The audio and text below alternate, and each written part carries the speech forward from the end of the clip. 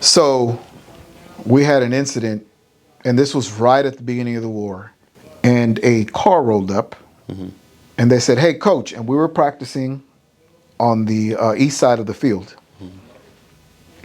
Car rolled up, and he says, "Hey, coach." I didn't know them, and he's all, "Come here." 5 guys in the car. He says, "You have 10 minutes to clear everybody off the field, or there's going to be casualties." State your name and where you're from. Armando Estrada, Venice, California. And what year were you born? 1969. 69. Can you tell me some of the first memories that you have being in Venice as a kid? Oakwood. Oakwood. Is a huge memory. Broadway Elementary School, being able to play out in the streets. Lou Cap with Daisy Smith. She had a Boy Scout program, which didn't last long, but it was fun. Okay. The elders making you understand that when you were wrong, and you abiding by that. How they do that? Come here, pretty much. And then they'd threaten to tell your parents, or they tell your parents. So now you're going home and getting tapped at home, and possibly by them. And back then that was acceptable. Yeah. And that's why Venice was pretty much a nice place to grow up. Where are your parents from? Are your parents from Venice as well? Yeah, but everybody since, so when my mom arrived from Mexico, this was her landing spot. My grandpa was already here. Around what year? 67, 68, somewhere around there. Okay. Yeah. Wow. Why Venice? Do you know why? I have no idea. Okay. But I always tell her, thank you.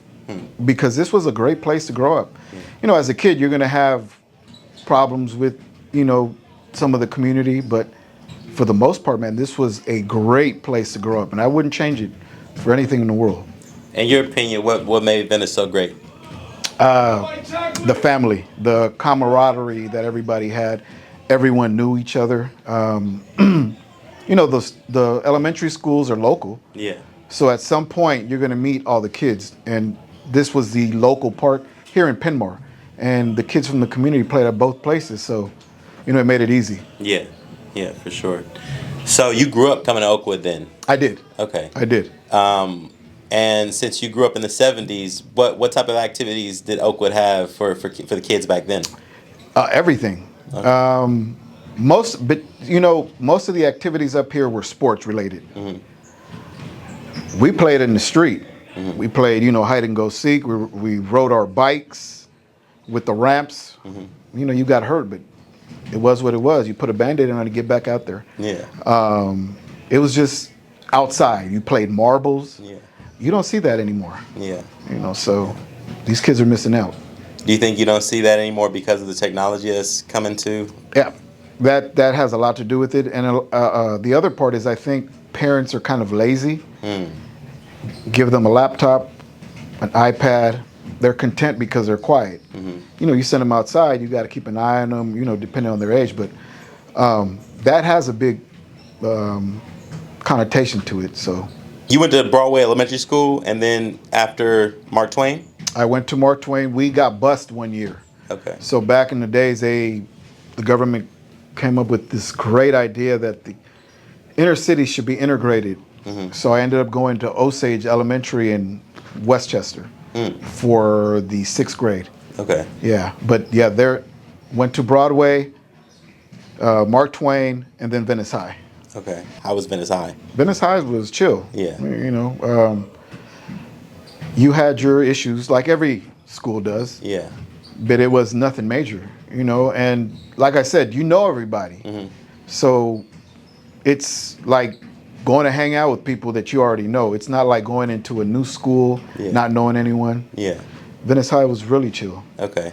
And back in the day in the neighborhood, what street did you grow up on? Westminster. Westminster. Yep. Okay. Right down the street. How many years did you live on Westminster for? Or did you only live on Westminster and then moved out of Venice? Yeah, that was it. Okay. That was it. Westminster was the only place, and then we moved. Wow. Yeah. So how many years in total? 23. Wow. 24, something like that. Yeah. Okay. Since you were right, basically smack dab in the hood, how much of the neighborhood was black with brown, and how many like white people were in the neighborhood back then when you were a youth? Okay, so if you're talking California to Rose and 7th to Electric, I want to say probably 70% black. Like the rest is Latino. You had maybe 1% white. Most of the white people lived past Electric, closer to the beach, and then on the other side of Lincoln. So that's what that was. It was pretty, yeah. And then it started evening out, and then, you know, kind of broke up. Here we are today. Yeah, we're here. Yeah. Yeah.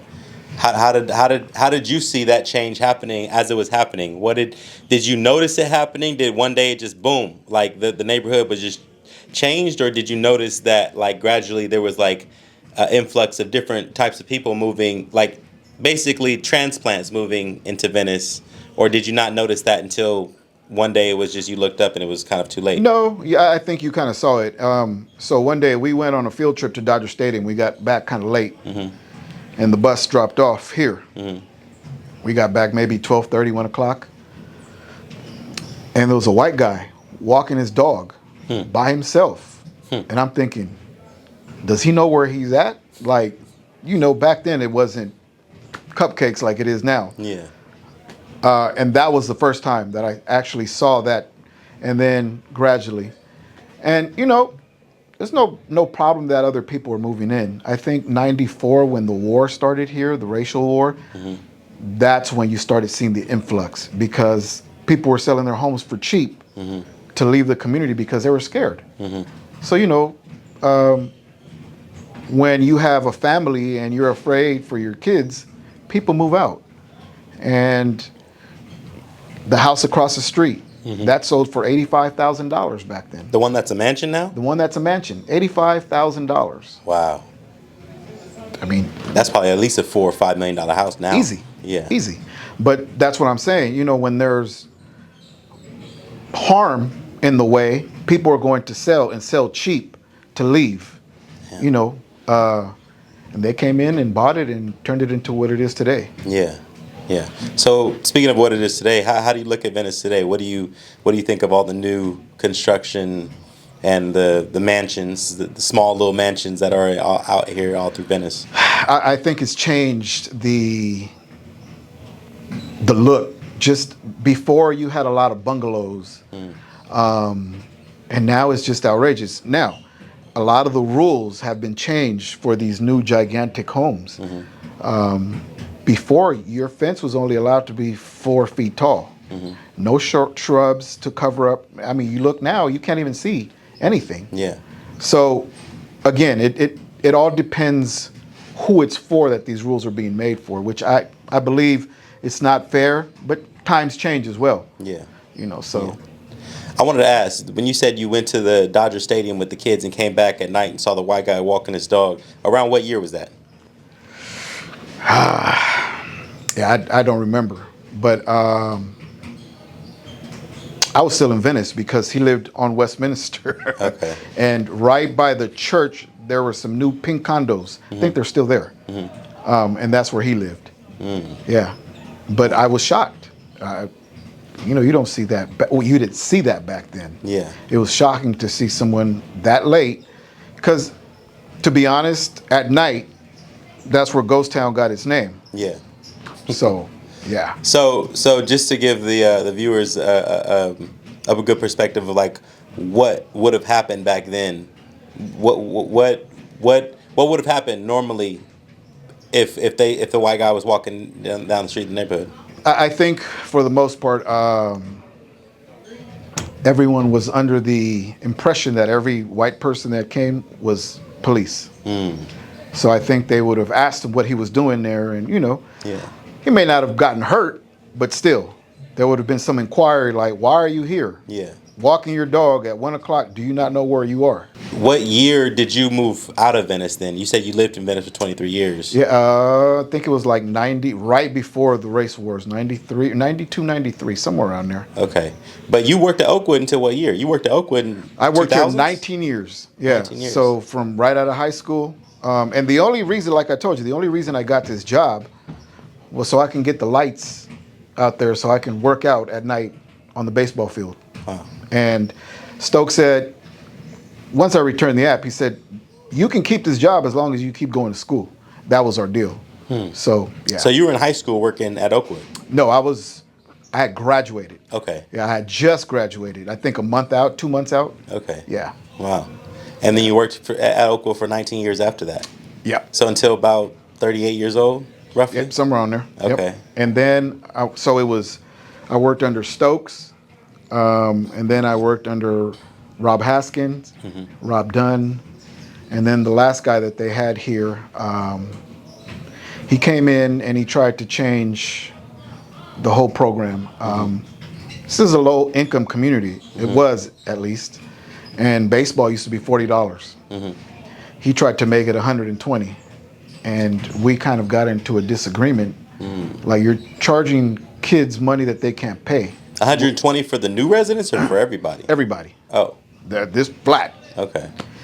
And I didn't like the way, but at this time, so I was working two jobs. At this time I was the athletic director at the Boys and Girls Club of Venice. Okay. And once I left there, I came here. And I just didn't like the way he was operating, and I returned my keys. Damn. Yeah. That's crazy. And so he was the athletic director here, or He was the director in charge. director? Yeah. Okay. Yeah. Wow. So he was the outsider, I assume. Then he wasn't from yeah. Venice. No, he wasn't. How did somebody like that get the job, as opposed to somebody like you that grew up, born and raised out here? The way that the city works, it's not where you live, they appoint you locations. So they'll send you to a park for a few years. If you're doing a good job, they'll move you, you know. Gotcha. They don't keep too many people that long. I think that era is gone. Stokes was here like 25 years. Wow. Before him, Lo Clark, he was here a long time. Rob Haskins, like 10 years, something like that. So it's not, I don't think it has anything to do with where you were raised. You know, they just assign you open locations. You first started working here, then you started to coach. Yeah, Was it baseball? baseball. Baseball. Yeah. Okay. Around what year was that when you started to coach? 88. 88. Yeah. Who were some of the kids that you remember coaching? So my first team, my MVP player was a girl. Really? Her name was Nizika. Her name is Nizika Marshall. Oh wow. She used to pitch. We didn't lose one game. Really? Behind Nizika. Yeah, so it was Nizika, Ramon, they call him Big Mac. God, I have an actual picture that I've posted on my Instagram. All of them. One of my kids, Jimmy Alejandre, he's a big music promoter in the Mexican, huge. Wow. Brian Davis.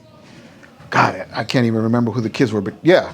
Dang. That was my first one. And then, as a side, Stokes assigned me, there was a kid, he was about 6. His name was Ian. I still remember him. And I was supposed to turn him into this T-ball player because he would trip over his feet. And his mom brought him up here and she wanted him to play sports. Yeah. And that was my first task, to make sure that he would survive out there and not get hurt. Okay. And he was here maybe a year. He would come every Tuesday and Thursday. So every Tuesday and Thursdays, I would take him out on the field and we'd work. And then it became basketball. And then he stopped coming. I think they moved, but yeah. Oh. Yeah. But that sticks out because I was like, Stokes, he's 5. Yeah. Come on, man. But yeah. Wow. What made you want to coach? Well, you know, I've played baseball my entire life. Yeah. And Stokes said, you're going to be our umpire. I umpired a game. And back in the day, if you remember, Oakwood, when Saturday baseball was, there was hundreds of people back there, and I'm not exaggerating. And the heckling started. And I was like, oh, no, this is not for me, Stokes. Let me take a team. Yeah. And he gave me a team, and we ended up winning that we played at Penmar. So we would load our equipment into a shopping cart, and we would walk from here to Penmar and back. Wow. Yeah. And after I won, I was like, I'm not turning back. This is it. Yeah. So yeah. Dang. Yeah. So how many years you coached for then at Oakwood? Out of the 19 that I worked here, 18. 18 years. Yeah. Wow. And I coached flag football, baseball, and basketball. Dang. So everything that happened here, I was a part of. Yeah. Yeah. Yeah. Wow. So what gave you that infinity towards all the kids? Because I always remember you being around and just kind of having love towards all the neighborhood kids. Like, what made you have that infinity towards the kids that were around here? You know, there was a lot of chaos going on in Venice. The beginning of the crack epidemic had started, and I started noticing that a lot of the kids were out late. So there was no guidance, and they were out here being kids, you know, doing dumb stuff. So I tried to become a mentor, because I remember as a kid, so I played here and I played at Penmar. And I remember the coaches there would try to guide you and give you advice on what to do and what not to do. And that kind of kept me out of line, and being scared of my mom as well. But I didn't want them to go into the wrong path. Yeah. So you kind of start, you know, nudging them and nudging them. And my days here were Tuesday, Wednesday, Thursday, and Saturdays. Saturdays became, what are we going to do? So every Saturday I had an activity, and I had a gym full of kids, which was great because they were off the streets. Yeah. So yeah, it's nice to see the younger generation do better than we were. Yeah. So yeah. So if you were born in '69, then how would you say Venice was pre-crack era as opposed to post-crack era? Can you give me the difference? Pre-crack era, it was still kind of iffy.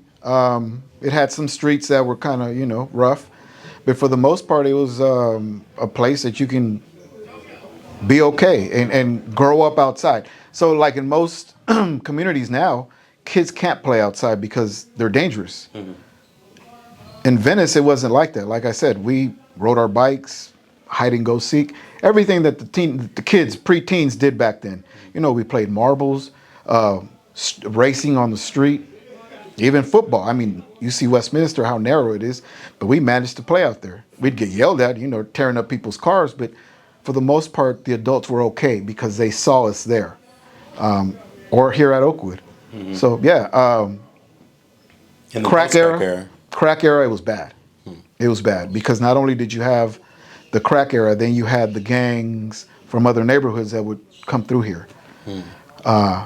So it's funny that you bring that up because my friend and I were just talking about that. Back then, you knew what cars were from the neighborhood, and you would look down the street and, no, that's not from here. Let's hide behind a car. And you know, that's not how a young person wants to grow up. Yeah. But those were the realities of it back then. Yeah. And then post-crack, post-racial wars, it changed. I think a lot of people now feel privileged in Venice. It's not the same. Yeah. It's not that family orientation like it was. So people in your area, you don't felt that privileged Nah. being in Venice? No. Well, I don't mean it in that way. I mean, people appreciated Venice. Now it's like, I live in Venice. I don't care what you do or say. I'm going to do what I want. If you understand what I'm saying. So, sure.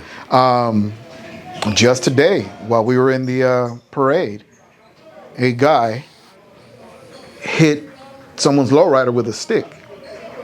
And he told him, "You're not from here." The guy told the guy in the lowrider, "You're not from here." White guy. Wow. Like, yeah. So it's kind of changed in that manner. I won't tell you how it ended, but I'll give you a paintbrush. Yeah. So back in the day, they wouldn't even think of doing that, let alone be even close to the lowriders. But see, I think back then there was a lot of respect amongst everyone. Yeah. Now I think these people that have moved in have no idea of the culture that Venice was. This was an artsy town. You know, it was a free town. Venice Beach, famous. And I don't think they appreciate that aspect of it. Do you still see it as an artsy and a free town now? Nah. Nah? How do you see it? This has become an uppity town. It's not friendly. I don't know how many people we spoke to this morning. Good morning. They just keep going. There are a couple of artists here from the neighborhood that still do good things, but it's not like it used to be. But then again, I'm old, so I don't live out here either. So yeah. No, that's one thing that I don't like about you know, the experiences that I have with sometimes the people out here. I mean, I've come to the point where I don't even really say anything to people a lot of times when I'm walking past if I don't know them, because I already know what the response is going to be. Usually it's nothing. You know what I mean? Do you think that change started to happen where it became an uppity town and everything like that, like after the war and everything? I think after the war, because that's when that population started moving in. And to be fair, it's not just the white people. Brown, black. I think that friendly vibe that Venice had just died. And I don't know if they come from a place where it's not friendly, but I mean, we're all human beings. I speak to you, you're going to speak back. Hey, good morning. But it's changed. It's changed. And I've noticed there are a lot of Europeans and they're friendlier. That's weird to me, because most of the European people or people with an accent spoke back, which is crazy, you know, but yeah. Interesting. So you said you lived in Venice for about 23 years before you moved out of Venice. And if you were born in 69, roughly, that'd be around like 92-ish, 93 maybe. And that was right before the war. But you still worked here during the war. How was that? Not nice. No? It was scary, man. It was. So we had an incident, and this was right at the beginning of the war. And we had so many baseball teams and t-ball teams that practiced on Tuesdays, Wednesdays. So it was Tuesday through Thursday. And a car rolled up, and they said, "Hey, coach," and we were practicing on the east side of the field. Car rolled up, and he says, "Hey, coach." I didn't know them, and he's all, "Come here." 5 guys in the car. He says, "You have 10 minutes to clear everybody off the field, or there's going to be casualties." Yeah. Damn. That was scary. That was scary. Where'd you go? How'd you get all those kids off the field in 10 minutes? Like, where did y'all come in the gym? Yeah, in the gym, like a madman. You know, the funny part is, we called 911, and no one showed up. We ended up calling the sheriffs. They got here before LAPD. I'm not surprised. Yeah, and the sheriffs are in the marina. Yeah. So yeah. Damn. Yeah, but it was really scary. So I know I had guns pulled on me here at Oakwood. Yeah, at Oakwood. By just people you've never seen in your life. No. These were people from the neighborhood. Oh. So remember, it was brown versus black. Yeah. Dumbest shit ever. Excuse me. Yeah. No, it was. Because I was brown, they thought I was, on the other side. Yeah. So they pulled guns on me in here. And Stokes, when they pulled the guns on me, Stokes and Vic and a guy named Ray kind of smashed it. But yeah, it was scary, man. So leaving here at night, we had a group of girls come in here, and they were asking where the homies were. Yeah. Yeah. To like take them back to the house, to their house. Nah, they came in here. The gym was empty that night, so the war was already in full fledged. And they walked in here and said, "Hey, where are all the homies at?" And I was like, "Who are you?" No, there's no one here. Yeah. But they were from the rival gang. Oh, wow. So they came weren't in even from here, girls. Yeah. So they sent them in here to scout. Damn. Yeah, and when they walked out, we locked all the doors, and when we looked out the front, there was a car sitting right there, right on California. And that's when drive-bys were pretty prevalent then, I imagine. Yeah. So when we had events, we would have to walk some of the kids home, you know. And finally, LAPD got involved. There was an officer. His name was Officer Green, and I was painting graffiti off the wall out in the front, and he thought I was being punished for it. I said, "Man, I work here." I said, "You guys need to show up here and protect these kids." And he said, "No one's ever told us anything." I'm like, "Come on, man." Anyways, him and Officer Smedley took it upon themselves when we had events at night. They would patrol to make sure that the kids got home safe. But my thing is, why does somebody even have to tell the police officers to do why do they have to tell them anything if it says to protect and serve? Like, y'all not protecting or serving any community when you're just letting casualties and people die, right? Like, I believe politics were involved. You know, this is a very rich area. And I think we as a community didn't know just how rich an area this was until people started moving out. So if you don't protect the neighborhood, you have scared people running around that want to move out and other people moving in. So, you know. Yeah. But yeah, those two officers all the time. So outside of those two officers, do you feel like there were other law enforcement that were like crooked police, like doing some dirty work on the low? You know, I can't say that I do because I never saw it. Okay. So for me to say, yeah, there was, I never saw it. Yeah. We pretty much worked with the kids. Yeah. And when the fellas were out there, my job was to, hey, y'all got to go. Yeah. Go drink and smoke on the other side of the park. The kids are. And 98% of the time, everyone, we got it. And they'd move. Yeah. No problems. You know, it was only the outsiders that weren't from Venice that always, I ain't got to move. Yeah. Yeah, you do. Yeah. So. Gotcha. Yeah. So, even though all the chaos and craziness was going on during the war, you still felt the obligation to come and to coach and to work here. Yeah, I mean, it was my job. Not only that, I mean, this is my community. And these kids are from my community. So you'd hate to abandon them when it's needed. You know, it's a war going on, but what are they going to do? Just stay in the house all the time? Can't do that. You can't. Yeah. So they came here for refuge. And I will say, minus that event where the guys pulled up, no one ever came up here and shot. No one ever came up here and hurt anyone. The girls came in to scout, but other than that, no one has ever been hurt at Oakwood. Not while I've been here. Yeah.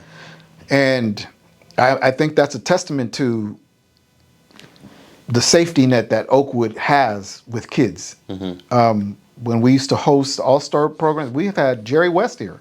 Oh, wow. He walked in, sat there, and nobody bothered him. Kobe's dad, Joe Bryant, he's been here numerous times. Wow. The Lakers and Clippers used to work out here. So parks are always a safety. And I think for gangs, they kind of understand. And I think what that event caused was panic. And that's what they wanted to see. But nothing ever happened. Wow. Thank you. But yeah. Wow. I also feel like that kind of attributes to the strength that is, whether it's physical or spiritual, that's around Oakwood, because, you know, this is a safe haven for a lot of people that grew up in this community. Yep. Yeah, absolutely. Absolutely. If you like this video, subscribe to GB Local.